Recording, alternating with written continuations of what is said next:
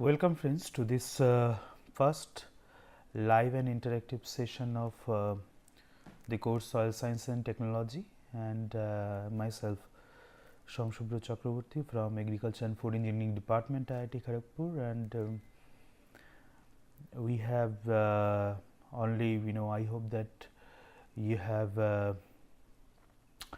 gone through the first couple of weeks lectures so far, and this is our first live interactive session where I will try to answer a couple of your queries which you have asked through the forum, and I will discuss couple of aspects also which may be helpful for you, and I hope that the lectures which you have gone through so far are you are getting benefit from them, and these lectures are very much useful to you, and you have learned something new, and you can utilize those knowledges for defining your own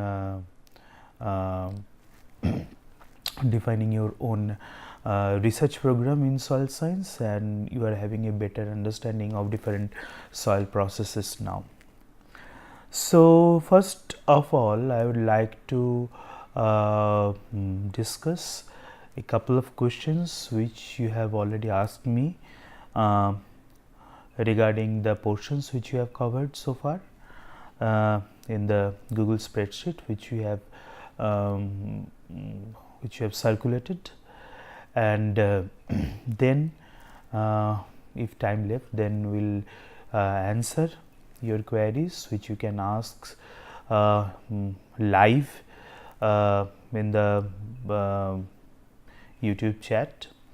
And let me start, and I'm having with me here my students Shweta and Swagata. They are my PhD student, and I hope that you are getting all the help from them while by getting different answers from them regarding your different queries, and they are helping me today for arranging this live and interactive session 1. So let us start answering your queries which you have asked in the Google spreadsheet. First of all, Shubham Ojha, Mr. Shubham Ojha has asked me this question, that is, how we know which type of soil is present in any place or site. And well, there are a couple of ways through which you can determine the type of soil in a place, and there is no fixed answer for this question. However, it depends on which property you are mainly looking for. So basically, as a soil scientist, we are mostly focused on soil textural classes, and so basically whenever we visit a new place, as a soil scientist, we want to know what is the broad soil, textural class of that place. So determining soil texture is the first and foremost way of determining the type of soil of a particular place.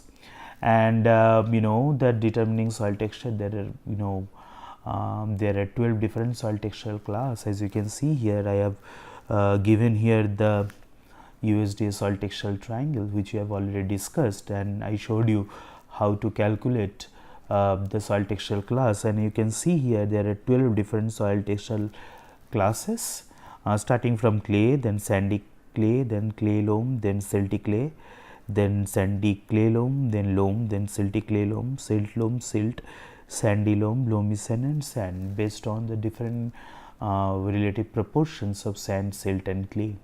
So once you find a soil in a new place, obviously we want to see that soil texture class, and there are different methods for estimating soil texture class. You can as an expert, you can get the soil texture class by fill method, which I will cover in the next slide, or you can take some soil samples, you can scoop up some soil samples, and then you can measure the soil texture classes or say a particular soil texture class based on certain standard measurement protocols. We generally measure the soil texture, or we call it particle size analysis. Now, particle size analysis can be estimated using either pipette method, or we can use the modified hydrometer method. Now, both of these techniques are based on the Stokes law. I have already covered the Stokes law, please go through it. And based on this sedimentation, or based on the Stokes law principle, we can separate, or we can calculate different soil textural different soil separates. Now, by soil separates, you remember the sand, silt, clay are called soil separates. So, based on when we calculate their proportion in any given weight of soil, then we can determine the soil textural class. And obviously, the soil textural class will be either of these 12 classes, and then we define the soil texture. So, basically, if we go from one place to another place, you will see the variation in soil texture class. For example, if you go to Indo-Gangetic plains, you will see mostly the soils are either clayey or loamy in nature. And if you go to western part of country, especially Rajasthan, you will see the sand content is more prevalent, or sand is more dominant soil separate among all these sand, silt and clay. So, using this information, you can you can use this soil textural triangle, then you can identify the soil textural class, and then you can determine the soil texture. Remember, soil texture is not variable, it is more or less fixed for an area. So, basically, you will not see much variation, much temporal variation in soil texture. So, based on the soil texture, you can classify the soil or determine the type of soil. For example, the soils in West Bengal, Indo-Gangetic plain are mostly clayey or loamy soil. Now, another way for identifying the type of soil is to determine the soil classification. Now, I have covered in the soil classification lectures that soil can be precisely categorized based on certain measurable soil properties, and generally in India we follow the USDA soil taxonomy. Now, based on the USDA soil taxonomy, if we have some profile data, or if we have profile data, or if we have some profile pictures, we can define the soil texture. Sometimes the soil experts just look at the soil profile picture, and then they can identify what is the type of soil. Sometimes they go to the field, dig up some soils, and then try to identify what are the important horizons which are present in the soil, and from there they can identify different soil diagnostic features. Specifically, by diagnostic features, I am talking about the epipedons and endopedons. Epipedons are the surface horizons, and endopedons are the subsurface horizons. We have already talked about those epipedons and endopedons, and based on the presence of epipedon and endopedon, they can classify the soils in within one of the 12 orders. Remember, there are 12 orders of the soil. Soil can be classified in 12 orders according to the soil taxonomy. They can be either alphisol, then altisol, then entisol, inseptisol, then vertisol, then spodosol, oxysol, mollisol, gelisol, then aridisol, and gelisols, and then altisols, and Vagami house. So,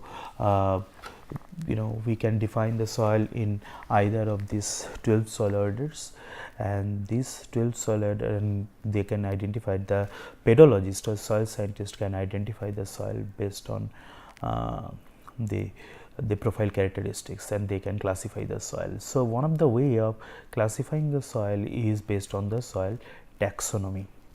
Now, for example, if we if we go to the western part of India, you will see, especially in the Maharashtra region, the soils are black in color, and these black soils are basically dominated by high amount of montmorillonitic type of clay. And this high amount of montmorillonitic type of clay and gives it a characteristic black color. So that's why it is called black cotton soil. And this black cotton soil basically shows the characteristics of vertisols. So you can go and you can characterize the soil, and you can easily term this soil as vertisoil, or you can easily designate that soil as vertisol. So this is how you can also identify what type of soil in a particular place. If you go to alluvial region, you will see the the incidence of antisols and inseptisols, which are relatively new. If you go to lateritic soils region, you will see oxysols and highly degraded other soils. So based on this soil classification or soil taxonomy also, you can determine the type of soil in a place. And once you determine the type of soil, you can obviously, or you can once you determine the order of the soil, obviously you can find out the related soil properties. The third one of ways for determining the soil type is based on the soil pH. So if you want to see whether, if you are interested to see the soil acidity or alkalinity, obviously based on the soil acidity and alkalinity, you can conclude whether the soil is whether the soil belongs to an acidic soil or alkaline soil. So that is another way of identifying the soil type. Apart from that, if you want to see whether a soil is saline or non-saline, you can do that by determining the soil electrical conductivity. Remember that if the soil electrical conductivity is greater than 4 decisiemens per meter, then we can classify the soil as saline soil, and if it is less than that, then it is a non-saline soil. So you see, this identifying the type of soil is basically is not well defined. I mean, it is basically it can be defined based on your purpose of classification, based on your purpose of identifying a particular soil property. But in overall, we can see that a soil type, generally from the point of view of pedology and point of view of soil science, we generally determine the type of soil based on its soil textural class. So obviously, I am I hope that you have got your answers, Shubham. And in this slide, basically I show the field method, which generally the experienced pedologists use in the field for identification of soil type based on the soil texture. So you can see, if we start and we can place approximately 1 tablespoon of soil in the palm and water a drop of at the time, and knead the soil to break down all the aggregates, then soil is the proper consistency when the plastic and mobile and like moist putty. And if then we will ask several questions to identify which textural class it belongs. So first question we will ask, does soil remains in a ball when squeezed? If it is yes, then we will go to the next phase. If it is no, then we will see, then we try to identify whether the soil is too dry. If it is too dry, then we will add dry soil to soak up some water. And if it is not too dry, then if the soil is too wet, so if it is too wet, if it is yes, then add dry soil to soak up some water.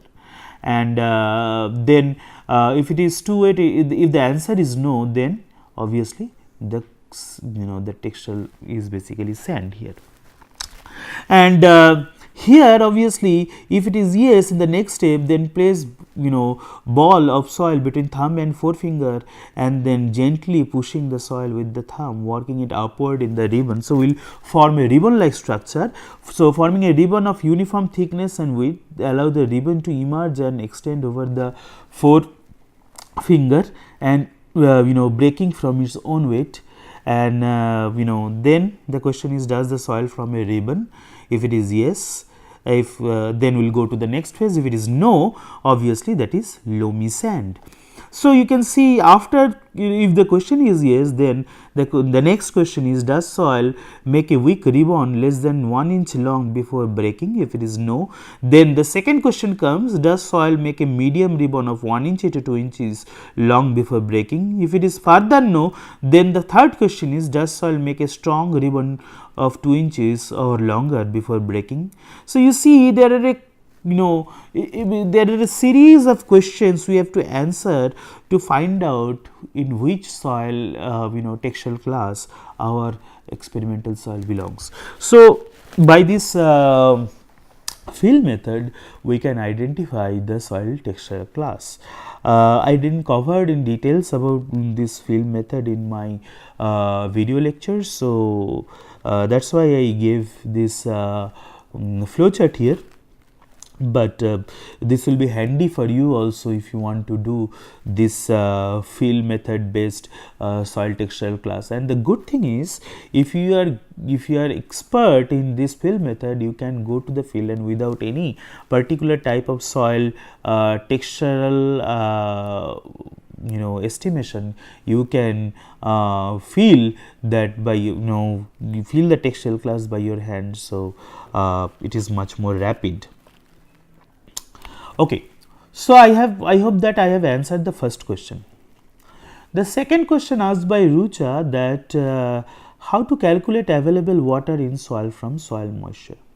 Well, available water content is basically the difference between field water between the field capacity and permanent wilting point. So, FC basically denotes field capacity, whereas PWP basically denotes permanent wilting point. Now, moisture release analysis like soil water characteristics curve, I hope that you have covered that. I have already talked in details about the soil water characteristic curve, if you remember. These moisture release analysis of soil water characteristic curve relates soil water content to metric potential, and undisturbed core samples are saturated first and obviously subjected to controlled training up to a metric potential of minus 1500 kilopascal. And this for draining up to a metric potential of minus 1500 kilopascal, for 0 to minus 10 kilopascal analysis, samples are placed on a ceramic plate under a suction created by hanging column of water, and from minus 20 to minus 1500 kilopascal analysis separate, then smaller samples are placed in a ceramic plate and in a pressure extractor. So, this is basically a pressure plate apparatus, you can see here, and using this pressure plate apparatus you can measure the water content from minus 20 to minus 1500 kilopascal. So, any pressure potential between 0 to minus 1500 kilopascal may be measured by typical points are minus 5 kilopascal for macro porosity and minus 10 kilopascal for field capacity, and upper limit of available water content. Remember, field capacity is basically the upper limit of available water content, and minus 1500 kilopascal, which is the wilting point, and or in other words it is the lower limit of available water content. So, a moisture release curve or water desorption curve or PF curve can be created using this data and help characterize the soil. So, basically you can calculate the amount of soil by using this pressure plate apparatus, and obviously the potential at field capacity is minus kilopascal, whereas at minus 1500 kilopascal will measure the permanent wilting point, and the difference between the permanent wilting point and field capacity basically shows the field basically shows the available water content to plant. Now, let us see some examples which will clarify more the how we can calculate really in the available water content. So, let us see a contrived example which I have which I have found somewhere. So, let us consider a soil with a total volume of 95 centimeter, 95 cubic centimeter, and then obviously the saturated water content is 180 gram. Remember, the saturated water content means all the pores are filled by water. There is no air filled pores. And field water content, field capacity water content is 162 grams. Wilting point water content is 125 grams, and oven dry weight of soil is 190 grams. So, these are the basic information which you have, which we got. Now, we have to calculate several basic we have to calculate basic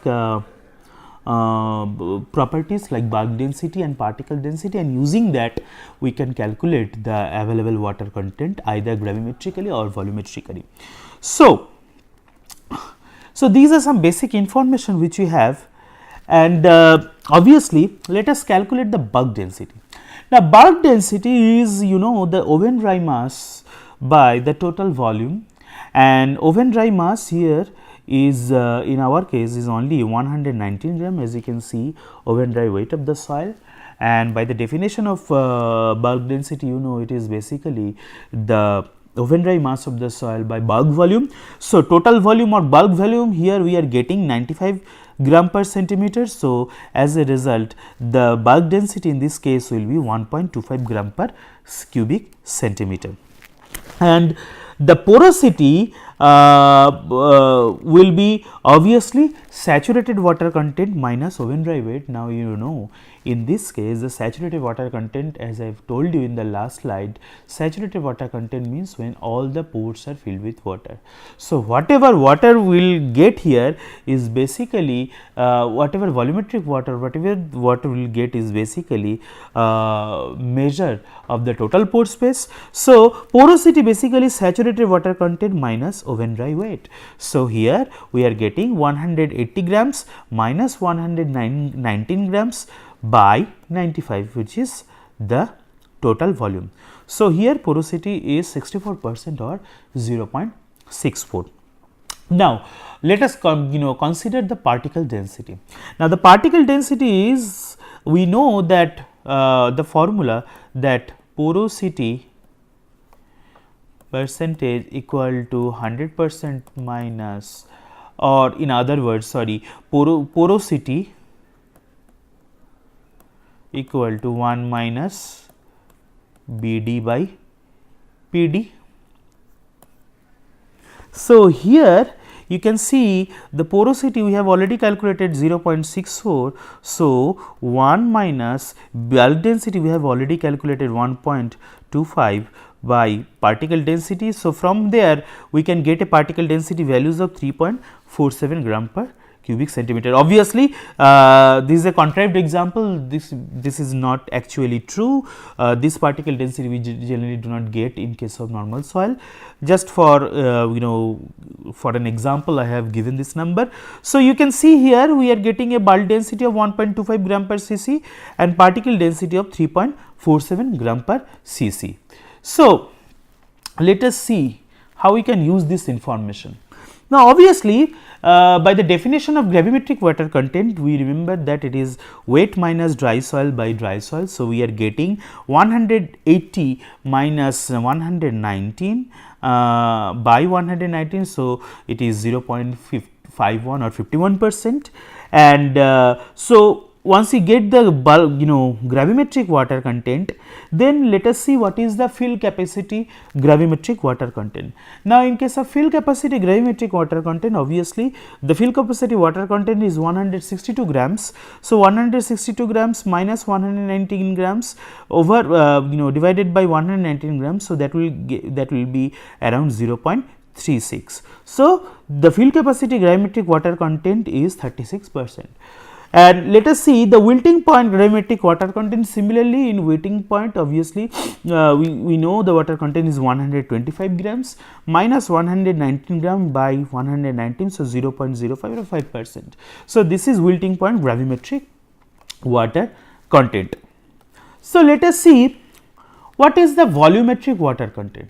Now, volumetric water content, you know, it is very simple to get. Basically, you have to multiply the gravimetric water content with the bulk density. Now, we have in the last slide we have already calculated the gravimetric water content as 0.51 or 0.51 or 51%. So, and we have already calculated the bulk density as 1.25. So, obviously, volumetric water content and saturation is 0.64, and remember this 0.64 is basically the porosity by definition. So, volumetric water content and saturation, we are getting the total porosity. So, it is basically supporting the formula or basically supporting the relationship. Now, in the fill capacity and this wilting point, they can be represented by either volumetric basis or gravimetric basis. However, here I am giving an example based on the volumetric basis. So, you can see here the fill capacity volumetric water point, we have already got this gravimetric water point. So, we are basically multiplying by bulk density and we are getting 0.45. And in case of wilting point, volumetric water content is 0.05 multiplied by 1.25 and we are getting 0.06. So, these are the fill capacity volumetric water content and wilting point volumetric water content. So, once we get these values, the next step is to define different types of water. Now, we know the gravitational water, which is mainly contains in the macropores. So, basically it is the difference between saturation and fill capacity. So, here basically we have to subtract the fill capacity from the saturation. So, here in the saturation we know it is 0.64 and in case of fill capacity volumetric water content we have got 0.45. So, obviously it is 0.19. So, available water content is basically 0. So, gravitational water here we are getting 0.19 and in case of available water content it is 0.45 minus 0.06, that is 0.39. So, this is the available water content. So, basically we are representing the available water content in the volumetric basis, and obviously hygroscopic water is wilting point minus oven dry. In our case it is 0. So, wilting point will be hygroscopic water will be 0.06 because we have already calculated the volumetric water content at wilting point is 0.06. So, in a nutshell, basically what I want to see so basically the first step you have to calculate the bulk density and then you have to calculate the porosity and particle density. Obviously, once you get these values, bulk density value, then you can calculate the gravimetric moisture content at fill capacity and you can also calculate the gravimetric water content at wilting point. Once you get the gravimetric water content at fill capacity and wilting point, you can multiply that by bulk density to get the volumetric water content and fill capacity and volumetric water content in permanent wilting point, and then you can subtract this to get the available water content. So, so I hope that you have got your answer, Rucha. Let us move ahead. Okay, and there are a couple of other questions also. The people has asked. One student has asked that is there any negative marking in the certificate exam? Kalai has asked this question, and so there is no negative marking in the certificate exam. And Karpagam has asked this question whether exam is objective or subjective, and in question paper exam, in question paper pattern, and source of the material in the slides, previous year question paper. So, obviously, Karpagam here there is the question paper, the end question, exam question will be obviously objective in nature, and obviously there will be either MCQs or MSQs, and in question paper, the question patterns will be get standard obviously, and basically I will ask you from the questions from the assignments which we are giving. These will be similar type of questions, almost similar type of questions which we ask in the assignments, but with some different numbers. Then I will ask you some questions from the memory, we will call it memory based answers. So, this will be also coming from the slides which you have covered in the video lectures, and I will ask you some question based on your understanding, how you have interpreted different knowledges which you have gathered through these video lectures. So, it will be a comprehensive type of questions. Obviously, the questions will be objective type again, there will be no negative mark, and question types will be either MSQs or MCQs, and the question type will be the questions will be coming from either the as similar type of assignments, or I may ask you some questions from the slides which you have covered in the video lectures, or then I will be asking some questions based on your understanding. So, you have to answer the questions based on the understanding. So, there can be one option, there will be 4 options. So, the question types will be either MCQs or MSQs, but there is no negative marking. So, I hope that I have answered all the queries raised by you, and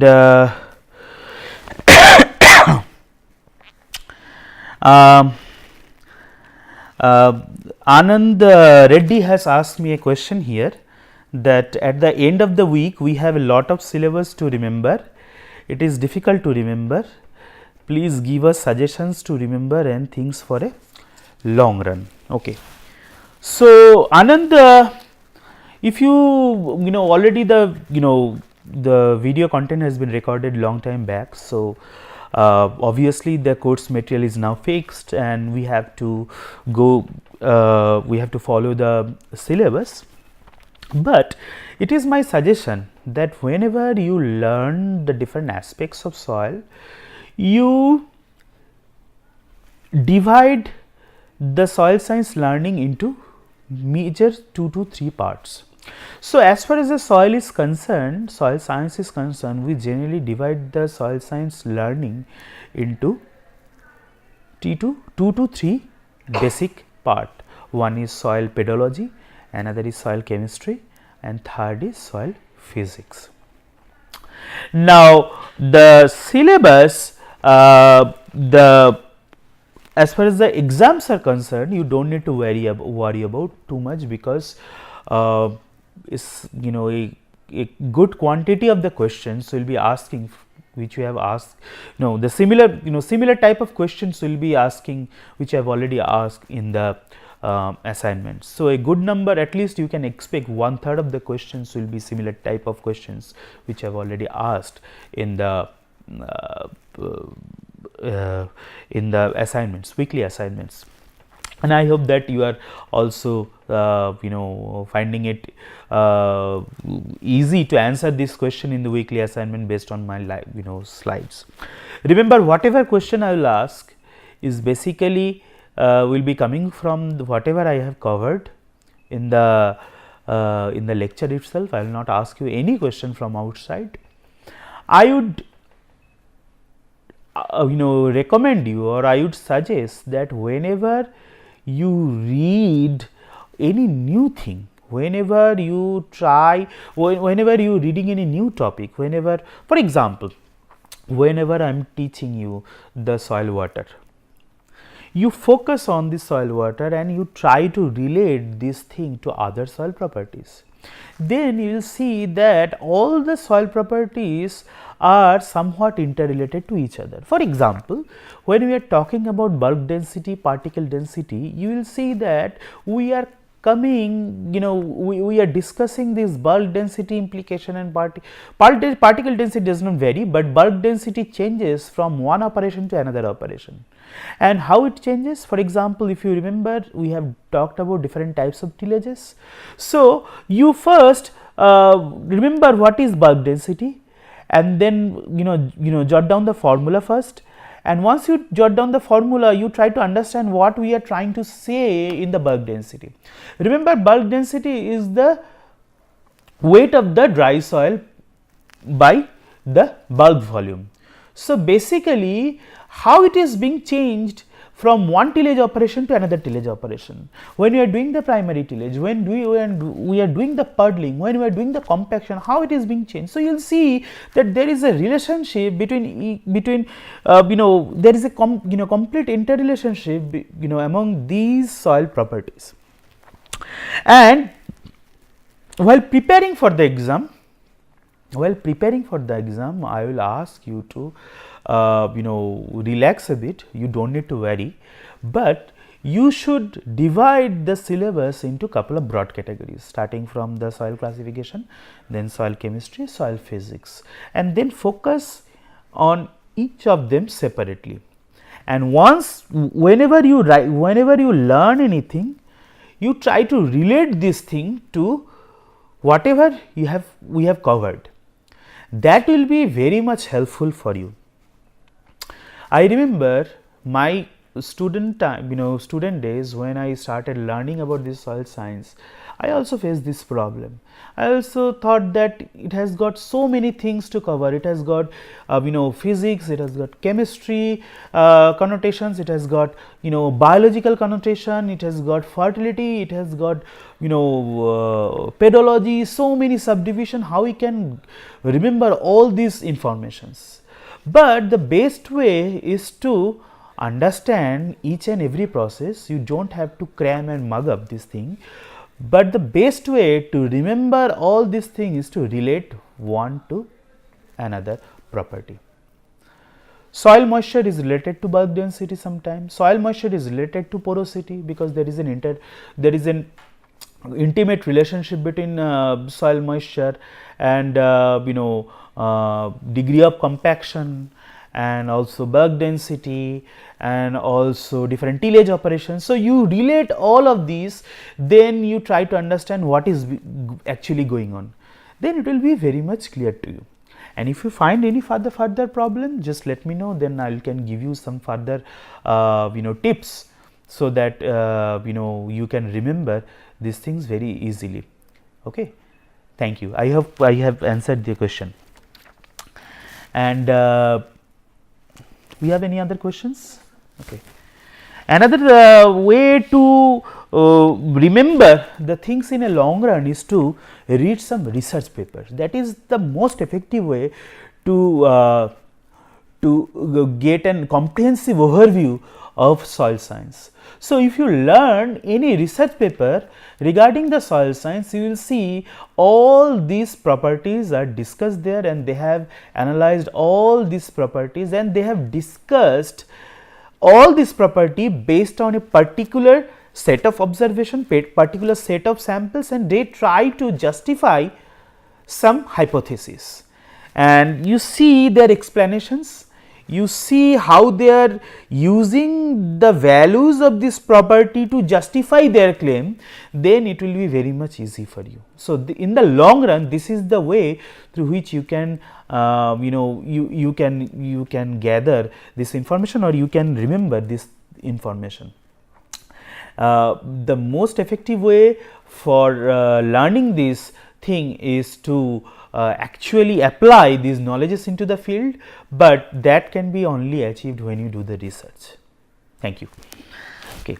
The next question is asked by Shruti Chaube.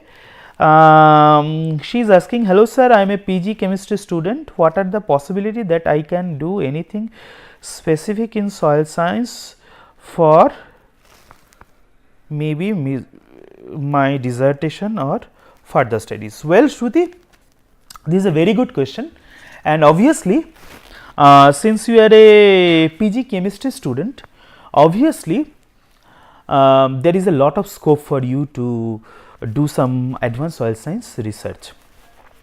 Now, in the week 11 and week 12 of lectures, you will see which is going to be broadcasted in the, or which is going to be shared with you in coming lectures. You will see that I have covered several new areas of soil research. We have talked about digital soil mapping, we have talked about advanced sensor applications for cost effective estimation of different soil properties or soil chemical properties. Now, as a chemistry student, you must be interested to know different soil physiochemical properties which are responsible for plant soil fertility, or which may be responsible for defining a particular soil characteristics. So, for that, the traditional methods which we are using are basically, although they are standard and they are accurate, but these traditional analysis what we are doing nowadays are getting obsolete, because all the time we are doing the wet chemistry analysis using the standard methods. They are time consuming, they require consumables, they require caustic chemicals, they require a huge amount of investment. So, nowadays there is a good amount of thirst, there is a good amount of research is going on to develop alternative protocols, alternative cost effective protocols using some sensors to replace these wet chemistry based protocols. And you will see that in week 11 lectures we have covered that aspect. I have shown you two different sensors, one is called the portable X-ray fluorescence and another is diffuse reflectance spectroscopy. These are two advanced sensors, and I showed you how we can use these two technologies for rapid and cost effective measurement of soil properties, and we call them, the another name of these technologies are called dry chemistry technologies. So far you have done wet chemistry analysis. I ask you to focus on this dry chemistry analysis. We call it proximal sensor analysis. Now, if you use these proximal sensors for measurement of any particular soil property, it will open a new area of research. It will be a totally completely new area, and you will see that people have in the western countries and advanced countries, they have already started this research, and there has been a lot of push in this direction, because nowadays all of them want to focus on some alternate methodologies, and they don't want these traditional methodologies, although these traditional methodologies are relatively accurate, but they want to adopt some technologies which are much more cost effective, much more rapid. You will see that these technologies are rapid, which can measure different soil properties within 60 to 90 seconds. So, in week 11 and week 12 of lectures, you will see huge amount of fodder which will give you some knowledges for thinking a new line of research. And obviously, as a chemistry student, there is a huge amount of possibility. You can go for the soil environmental chemistry analysis, because soil is getting polluted each and every day by different types of anthropogenic activities. So, there is a thrust for determining the soil chemistry and soil pollution measurement by using some alternative technologies. So, you can do some research on that, you can develop some sensors, or you can get some sensors from the market and you can apply the sensor to model a particular soil chemical property. And if you can justify that these sensor can be used as an alternative to traditional soil chemical analysis, you will open a new gateway of research. That will be a path breaking thing. So, that is what we need in a poor country like India, because our farmers cannot afford to analyze all the soil samples using the traditional chemistry methods. So, these are some thoughts, and obviously you can do some further research, you can read some research papers, contemporary research paper, to see what are the what are the other other areas of research. You can do some research on biochar, you can do some research on carbon sequestration, climate change. Obviously climate change is a climate change, people are doing research for a long time back, but the sensor based research of soil chemistry is a totally new area of research. It is total, it is still now almost unexplored, and you can do a excellent research in this area. I hope that you have got your answer. We have any further questions? Okay, so guys, I hope that you have got the answers for your questions in this live interactive session, and if you find if you have any doubt while we are running this course, please feel free to ask us questions, and we will be more than happy to answer your queries. And you can email us, and you can ask your question in the forums. I'll encourage you to ask your any doubt in the forum, and we'll try our best to answer you. Obviously, as the course will progress, this is only the I guess 4 to 5 weeks have been gone, and 6 to 7 weeks are coming, and then you will see that there is further more information, and these information will enrich you. And I hope that after after the successful completion of this course, you will feel much enriched, and you will have new perspective of you will have a new perspective through which you can you can see the field of soil science, and then you can you can judge yourself what are the areas you need to do further research, and what are the new potential areas you need to learn, or you need to give more focus. So I hope that guys, I have answered all of your queries, and again I thank Shweta and Shagota who are helping us, who are helping me. And there is okay, I guess there is one couple of more questions here, so let us see what are these questions.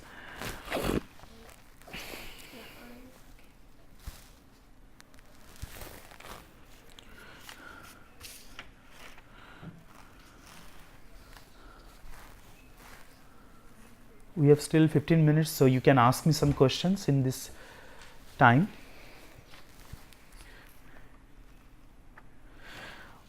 Well, Anand has asked me that can you tell me about some of your researches? Well, Anand, you can go to Google Scholar and search by putting my name, and you can have some ideas about my research.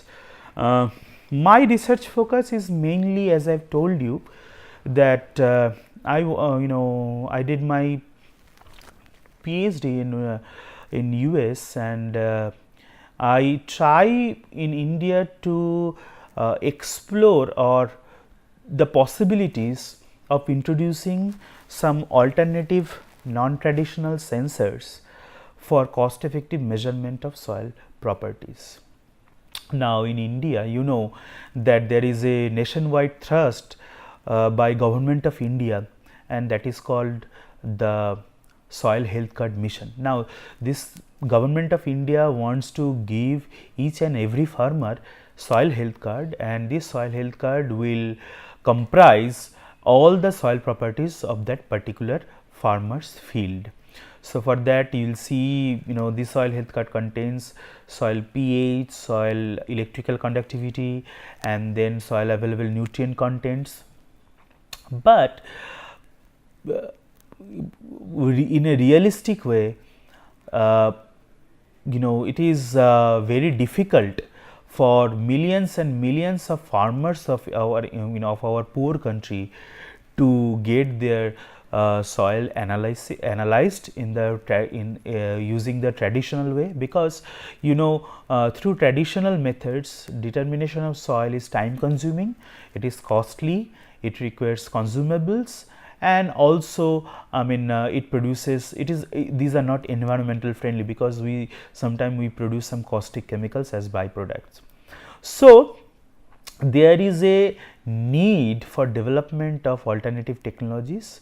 So I work on these alternative technologies. My specialization is use of portable X-ray fluorescence technology, as well as these diffuse reflectance spectroscopic technologies, as well as other color based methods for non-invasive identification of soil properties. So using these methods, I can calculate any soil property within only 60 to 90 seconds, and I don't require any chemical, I don't require any type of it is very fast. As I've told you, it takes only 60 to 90 seconds.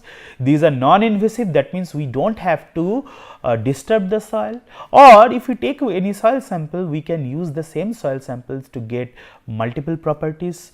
So these are basically changing the soil science discipline nowadays. Although this research has, these researches were started in Western countries 10 to 15 years back, but in India, as a premier institute of India, IIT Kharagpur, in IIT Kharagpur, we do this research, and we are the first group, my research group is the first group in India who does this portable X-ray fluorescence application in soil. And this portable X-ray fluorescence is a